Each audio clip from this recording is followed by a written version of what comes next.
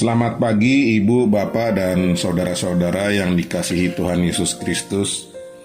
Pagi ini kita berjumpa lagi dalam sapaan dan renungan pagi GKI Salatiga. Hari ini Kamis 18 Agustus 2022 bersama saya Beni Kailola. Sebelum kita merenungkan firman Tuhan, marilah kita berdoa terlebih dahulu. Tuhan Bapa kami yang bertahta di dalam kerajaan sorga, pagi hari ini kami kembali menghadap kehadirat-Mu untuk bersyukur dan berterima kasih atas penyertaan-Mu dari malam hingga pagi hari ini. Sehingga pada pagi hari ini kami dapat bangun dalam keadaan sehat, tidak kurang suatu apa. Tuhan, sebelum kami menjalani kehidupan dan kegiatan kami di hari ini, kami rindu untuk mendengar firman-Mu.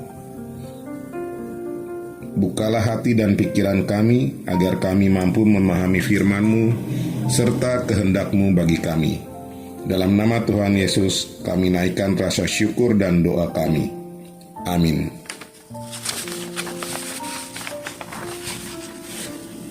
Tema renungan pada pagi hari ini adalah Untuk-Mu Indonesiaku. Adapun firman Tuhan pada pagi ini diambil dari Injil Yohanes 8 ayat 36 yang berbunyi demikian. Jadi apabila anak itu memerdekakan kamu, kamu pun benar-benar merdeka. Ibu, bapak, dan saudara-saudara yang dikasihi Kristus, kemarin kita baru saja memperingati hari ulang tahun kemerdekaan Republik Indonesia yang ke-77. Mungkin belum banyak dari kita yang mengetahui siapa sarjana pertama dari Indonesia. Dia adalah Raden Mas Panji Sosrokartono, kakak kandung dari Raden Ajeng Kartini. Raden Mas Panji Sosrokartono atau dengan nama kecil Kartono pernah mengenyam pendidikan teknik sipil pertanian dan akhirnya memutuskan untuk pindah mengambil pendidikan bahasa dan kesusastraan timur di Universitas Leiden. Pada tahun 1908, Kartono berhasil meraih gelar doktorandus dengan predikat summa cum laude.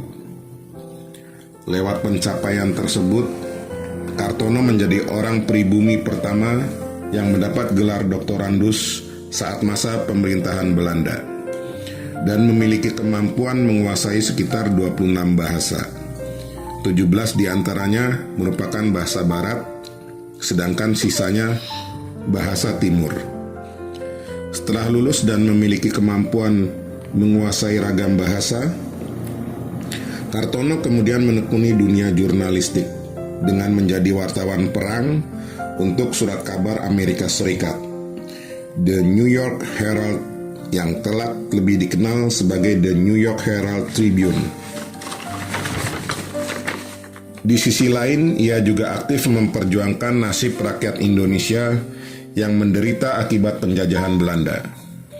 Misalnya, melalui pidato yang disampaikannya di Kongres Bahasa dan Sastra Belanda ke-25 yang penuh kritikan terhadap pemerintah Belanda.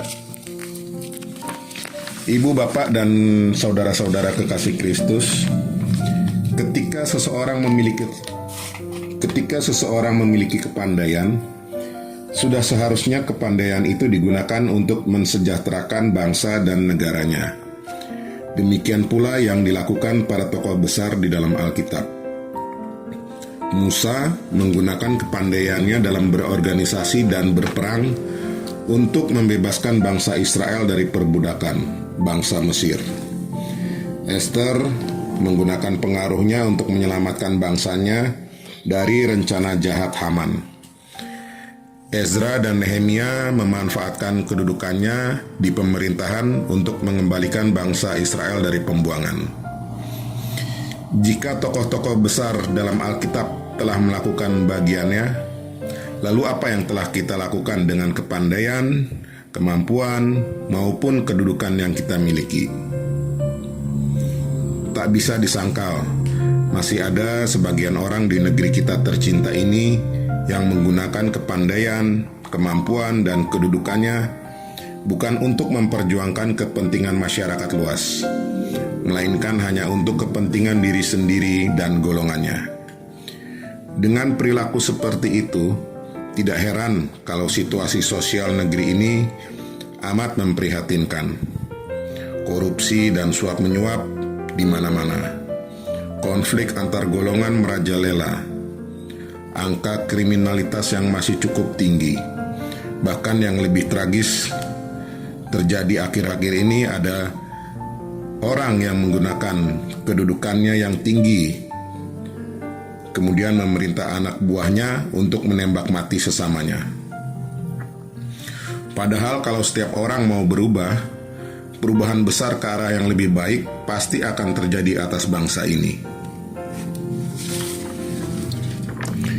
Ibu, bapak, dan saudara kekasih-kekasih Kristus, masih dalam momentum Hari Kemerdekaan Republik Indonesia yang sama-sama kita cintai ini, mari kita berkomitmen untuk berbuat lebih baik dan lebih bermanfaat lagi bagi bangsa dan negara ini. Sebab itulah panggilan Tuhan pada kita. Setiap kehadiran orang percaya selalu dibutuhkan untuk mewujudkan keadaan menjadi lebih baik. Demikian sapaan dan renungan pagi ini. Mari kita berdoa.